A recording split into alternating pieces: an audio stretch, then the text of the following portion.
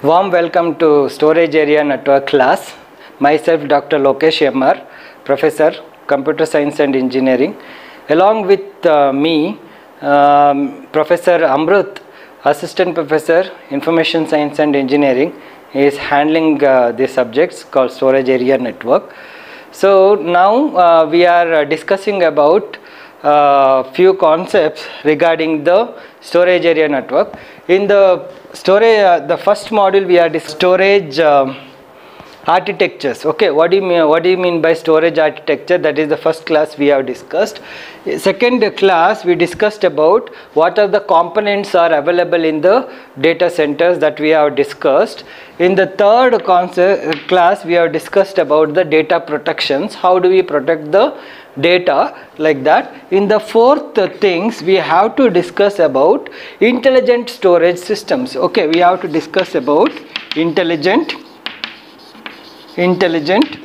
storage system. Okay, so in this class we discuss about what do you mean by integrated storage systems. In the previous class we discussed about what do you mean by RAID. Okay, that means redundant array of independent disks. What is the purpose of disk and how the RAID is utilized for increasing the performance of the storage operations and increase the availability and increase the error occurs in the storage devices, like that we understood. Okay, in today's class we take up those RAID concepts in the storage area and we understand how actually we store the storage system and we make our storage system intelligently. So how do we do it? Okay, so we can do the storage systems intelligently by optimize using of IO operations, and we are talking about in the RAID read operations is difficult. Okay, and the read performance is poor, write operations is very bad, and if you use a combination of both RAID 0 and RAID 1, then only we can increase the RAID performance, read performance and write performance, like that. Okay, the impact of the performance of a storage area depends upon the read operations and the write operations. Okay, so if you optimally utilizes the IO process, that means input and output process efficiently, then we can make the storage system as a intelligent storage systems. Okay, that means in this class we discuss how do we make a write operation, how do, highly optimized, how do we make a write operation highly optimized, how do we make a read operations highly optimized by using a concept called cache. You know that cache is a temporary storage area which is stored near to the primary memory, and cache is a nothing but a frequently used data is stored near to the primary memory. Instead of accessing the data from the beginning from the secondary memory, from the primary memory only the data will be fetched. Okay, so that is one thing. For that purpose secondary memory and primary memory has been increased. Still we want to increase the performance of the IO operations, we need to utilize the concept of caching. That means we need to add a more number of cache to the storage devices so that the frequently used data for reading operations and writing operations can be optimally utilized. The main purpose of making our storage system as intelligent is optimizing the input and output operations. So to perform the optimization of input and output operations we need to utilize large amount of cache operations near to them operations like IO operations to increase the performance of this. So today we are discussing about what is the operating environment, operating system, operating environment of using or managing the caches, and how the data which is stored in the secondary storage device disks, okay, stored in the secondary storage devices are arranged in the array locations, okay, array of resource locations. How do we do it, and how do we connect a heterogeneous host machines or heterogeneous host machines, and how do we perform a local and remote replication options? What are the local and remote options are available for the things? That is the thing we will learn. That means intelligent storage devices is nothing but optimizing the IO process, and using a large volume of cache for improving purpose, and how do we operate the cache management as well as resource allocations and connectivity of heterogeneous host, and how do we perform a replication operations and remote operations by using a different options. That is what we will learn. So the benefits of using intelligent storage system is to increase the capacity of the disk, okay, disk utilization, okay, increase the capacity of disk utilization, and to improve the performance of the disk operations, and also to easily manage the data. That means we are dealing with a large number of data by using a cache operations. By using a array of redundant informations, we can manage that through the address itself. We can directly go and access the data, and also we can use for improving the availability of the storage devices for the end users, and also we do the protection operations, like how we have discussed in the RAID operation. We use the RAID concepts for making availability and as well as the protections. By this we will increase the business continuity. If you make our storage devices 24/7, we can make the we can enhance the business continuity by 24/7 without making any unavailability of data for the end users. Okay, along with that, we can also incorporate some security features and control access, like by using a parity bit we can recover it, and we can also give some security options by using it. So the main objective of intelligent storage, the benefits of intelligent storage system is to increase the capacity and to improve the performance and easy management operations, and improve the availability and protection, and increase the business continuity supports and security as well as the access control. So now let us discuss what is the components of intelligent storage system. What is the component of intelligent storage systems? The component of the intelligent storage systems is a host machine, so which will be look like this. So we call it as a host machine. This host machine has been connected with the connecting devices. These connecting devices may be fiber channel storage area networks, and this is called as connections. Okay, this is called as connections. These connections, the main components of storage area network, components of intelligent storage area networks is the host machine as well as the connectivity which we are doing it. So connectivity which we are doing it, and the main important part through these connections, so we are connecting to the different ports. Okay, we are connecting to the different ports. Okay, so this port may be a front end port, so we call it as front end port. Okay, here only I'll write front end port, because it's very much important. Here each port will be connected with the port numbers, with different types of port numbers, and this is the port. Along with that, as I was telling, that the intelligent storage system has to manage the temporary storage units. Okay, temporary storage unit like this. So in terms of cache, okay, how the data is arranged in terms of cache, like that we should arrange. So the second thing is, like, we need to use the connection devices as a back end port. Okay, so this is the back end port. The main purpose of these operations using a front end and back end, because we need to give a performance, IO performance, input and output performance, read operations as well as the write operations, they will be high. Okay, how do we do it? So that will be done by using a front end as well as the back end port. We are using it.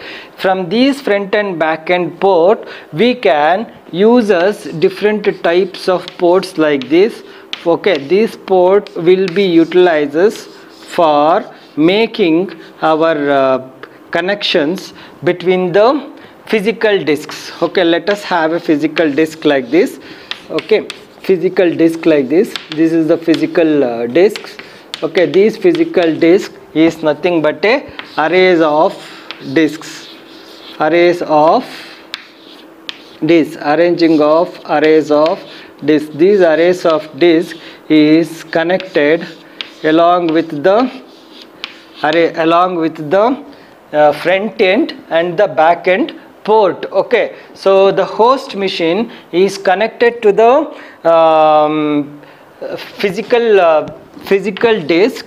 Okay, connected to the physical disk along with the front end and the back end, and as well as a cache memory. Okay, so the connection, okay, the front end port and the cache and the back end port along with the disk, okay, along with the disk is called as intelligent storage system. Along with the disk is called as intelligent storage systems. Okay, that means it contains a front end, back end, and the cache and the physical disk is called as intelligent storage systems. As I was telling, that the connection, okay, is this part, okay, the connection part, this part is called as a port. Okay, this part is called as a port, and each port should have a controllers like this. Okay, this is nothing but a controller. Okay, so this is nothing but a controller, so which controls the port, and it will give the operations, read and write operations. Okay, so these read end, okay, in the read end, whenever the write operations and read operations is done, okay, assume that you want to write a data from the host machine to the physical disk. Okay, so the front end operations will be used. Okay, front end operations will be used. That means the IO operations utilizes these type of operations. That means, like, the data is parallelly, it is in the form of queuing in shape. Okay, that means it performs a queuing operations. That means keeping the data and transferring the data to a different ports parallelly, and these parallel ports is connected with the controller, and then it will be writing to the disk. Okay, so that means it will be optimizing the write operations and read operations to the disk of the physical machine by utilizing the front end portions. Okay, so whenever we performing such type of operations, okay, we utilizes the front end and back end process. Okay, so we utilizes the caching operations in between. So that means we the host machines, okay, host machines wants to request a write operations. These write operations will be done through the cache operation itself. Okay, by the port it will write to the cache. Okay, it will write to the cache, and this write to the cache will be given to any disk, any hardware disk like this. Okay, so either directly it will be gone, it won't be directly writing to the disk directly. So the host machines will write to the cache, and that write cache will be writing to the disk. Similarly, if you want to write back, okay, write back from the physical machine to the host machine, okay, the physical disks to the host machines, so it has to write to the cache, and then it has to write to the host. So if you perform such type of operations, so it will be used for increasing the performance of writing operations. Okay, similarly, if you want to perform a write operations, we have a something called miss as well as a hits. Okay, so miss means like whenever we are reading a data, okay, some of the data which is not available in the disk is trying to read the things. Okay, so and data may be in the cache, okay, it may be not in the disk, okay, but in some cases the data may be stored in the cache. Okay, such type, and data may be found in the cache for read operations. Okay, read operations, such type of reading operation is called as hit.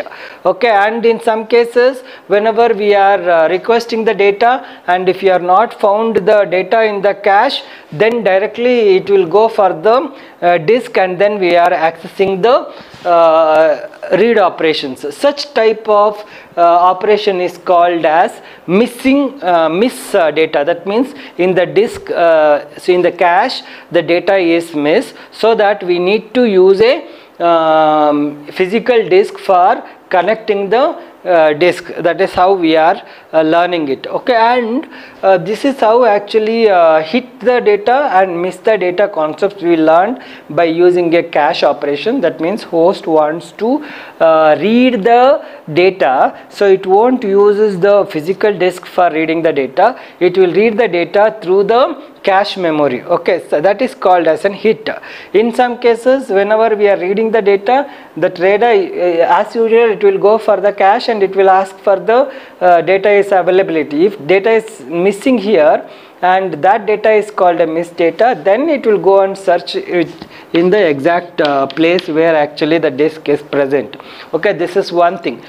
So to perform such type of operations, that means searching the read operations, write operations in the cache for providing the information to the host, we used to use a different types of cache memory management things. Okay, this cache memory management is uses some algorithms for managing its data access, data read and write operations. Okay, so how actually the algorithms is used, cache management is done.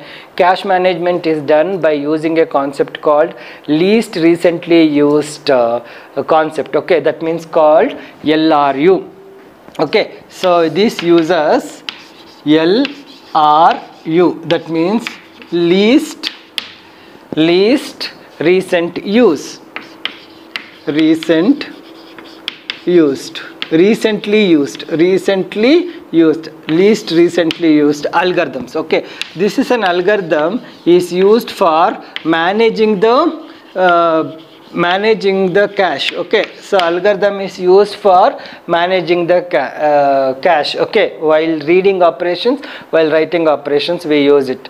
So least recently used means like this is an algorithm where it will keep track of least least used data has to be pushed back to the end of the cache, so that if it is reading from the beginning, it will be read, okay, from the 0th location it will read. The things which is not demand from the host will be pushed at the last. Like that we are arranging the data in the cache to pushing to the last, so that we can discard the data at the end if it is not requested by the user, so that the clearing of a cache also will be done if you are making that concept. This is one algorithm we are using it. Least recent used data is pushed to the last row, so that we can remove that data and we can increase the performance of the cache. So the one more thing is most recently used data, okay, most recently used data, okay. So that means the most recently used data, whether it is the data which is requested maybe in the nth place or in the different places, those data has to be pushed in the beginning, and then we have to use that data while accessing the things. That means most used data will be keeping track in the nearby things only. So that is the second algorithm we are using. So cache memory management uses two types of algorithm. One is least recently used algorithm, another one is most recently used algorithms for managing their data. Okay. So these data, we have one more thing of algorithm is nothing but a watermark. Okay, so what do you mean by watermark? Watermarking algorithm is the is the of the data which is not used, okay, which is not used, okay. That means we just keep track, okay, so whether these many number of cache is been utilized or not, whether the cache memory is utilized 100% or not, so whether the cache memory is uses half watermarking or not, whether the cache memory is used lowest watermarking or not. Like that, the different types of levels of filling of watermarking will be tracked, so that it is easy for to clear the caches and to access new IO operations. That means if you are using the IO operations by using least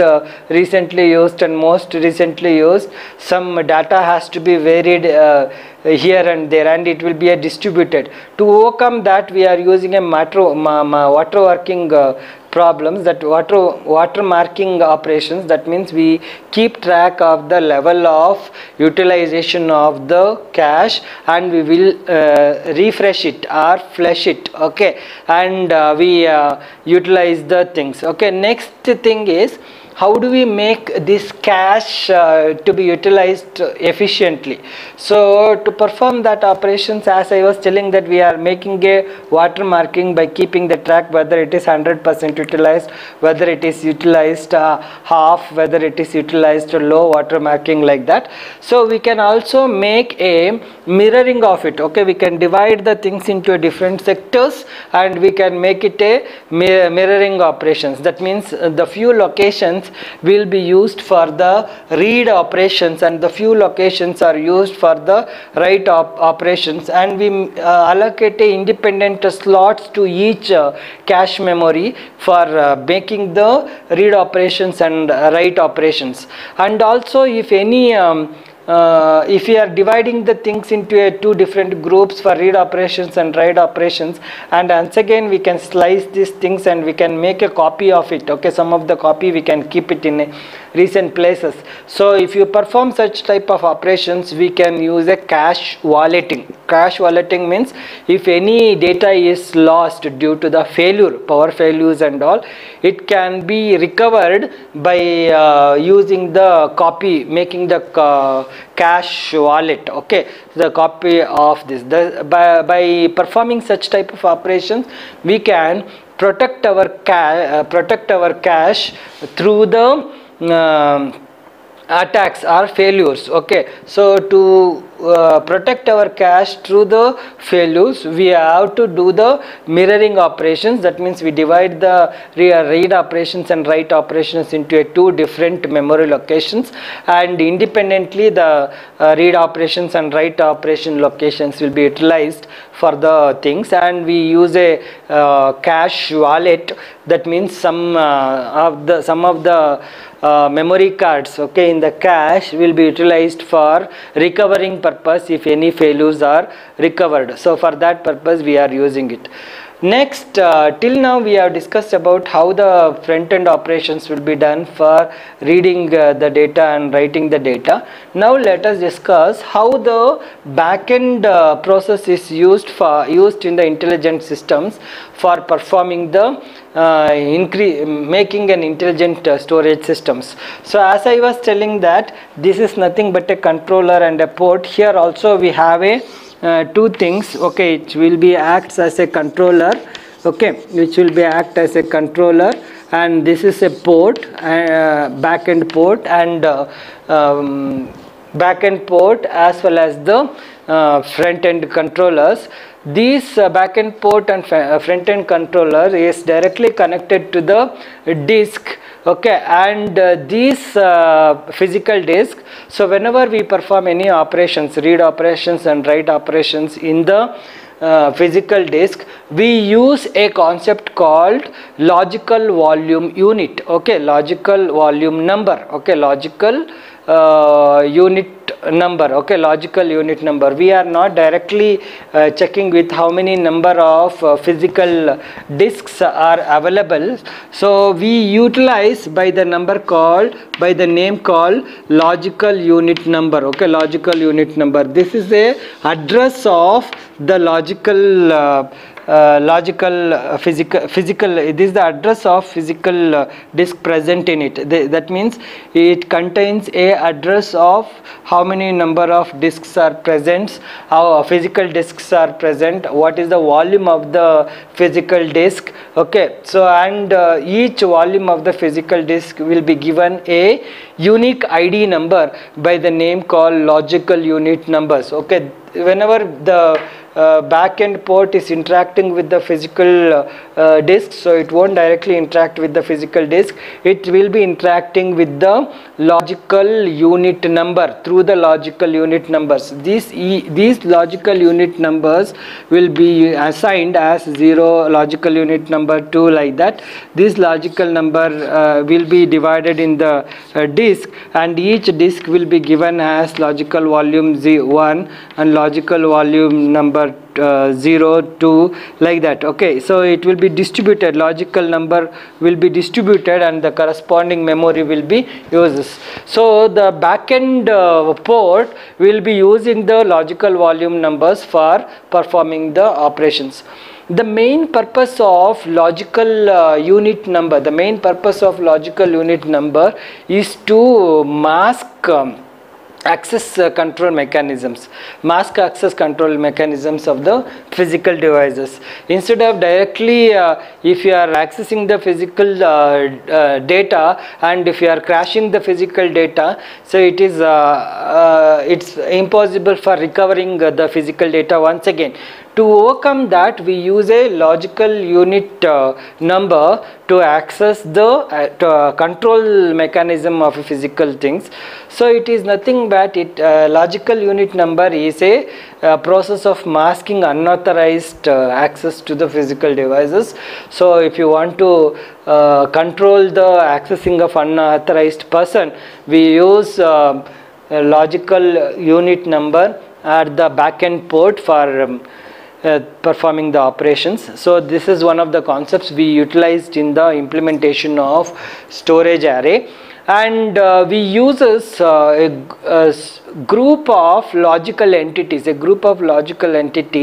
to make logical unit, okay, logical unit. That means each logical unit will be assigned to a different, each host will be assigned with the logical unit 0 and logical unit number 1, like that. Okay, so depends upon the logical unit number we can access the particular disks. Okay, so in the higher end, okay, higher end storages means like if you want to make our storages as an high end storages, we need to provide a input and output operations, IO services to all the paths. Okay, it's not only one path, we have to provide the high end array of input and output operations, either in the input as well as the output at the high end.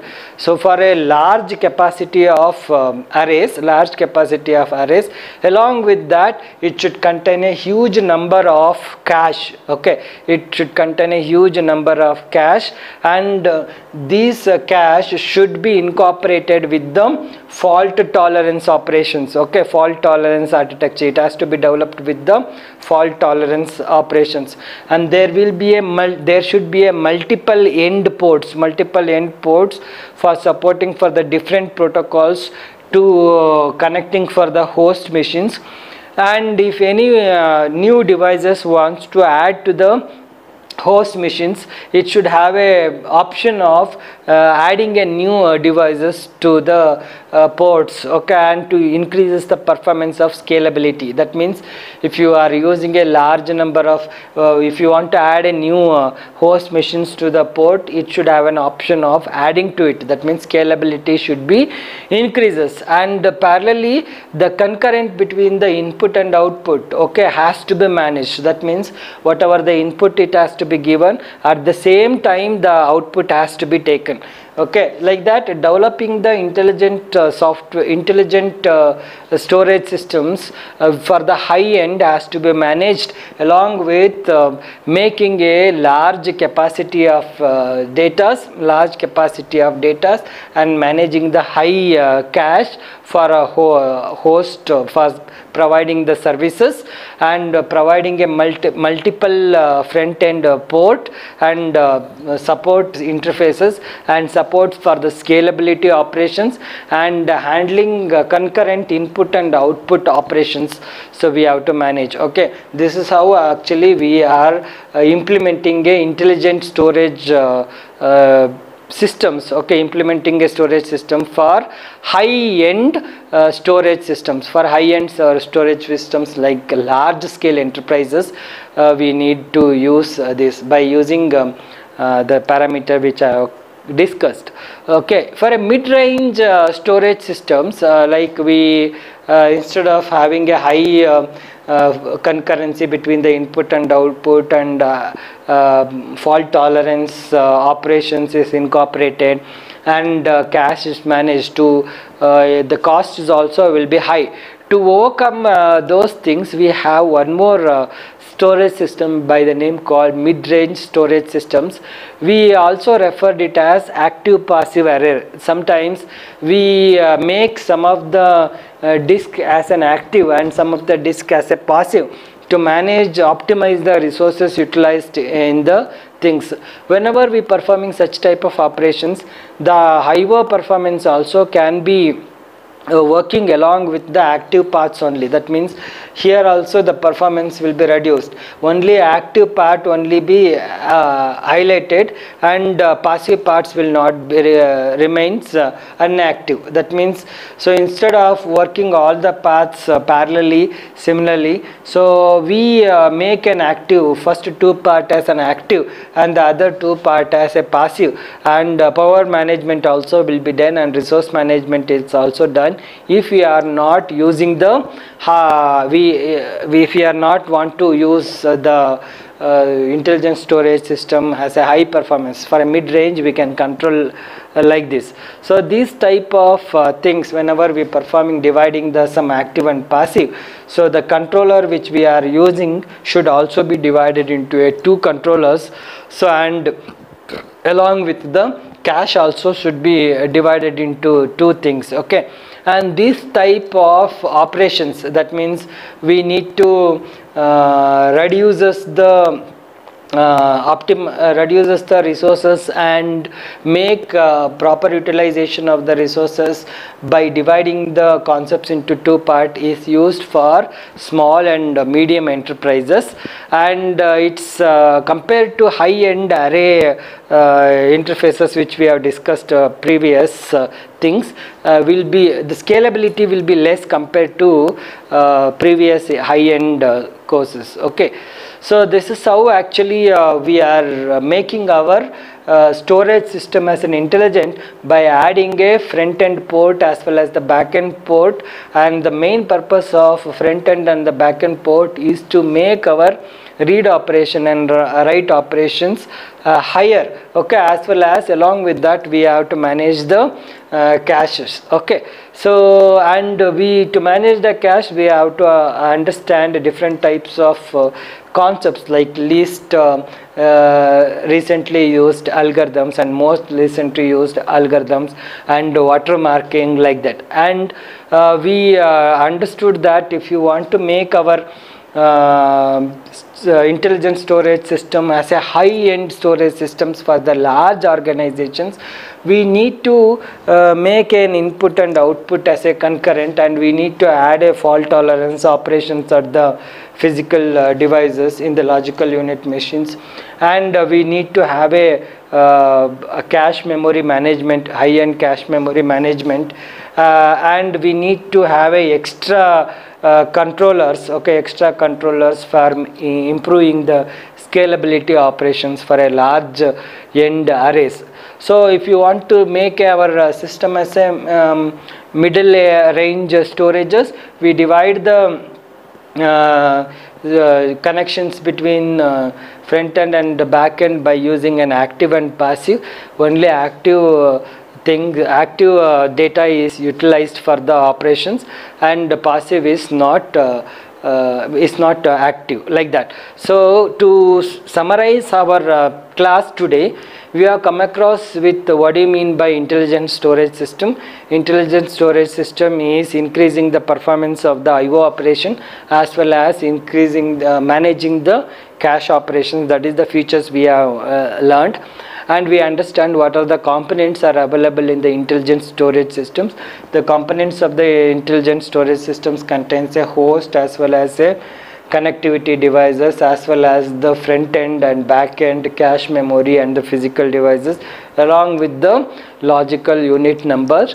And we understood what are the different types of algorithms we have incorporated to manage the cache by using LRU algorithm and MRU algorithm and watermarking. And we discussed about high-end storage systems.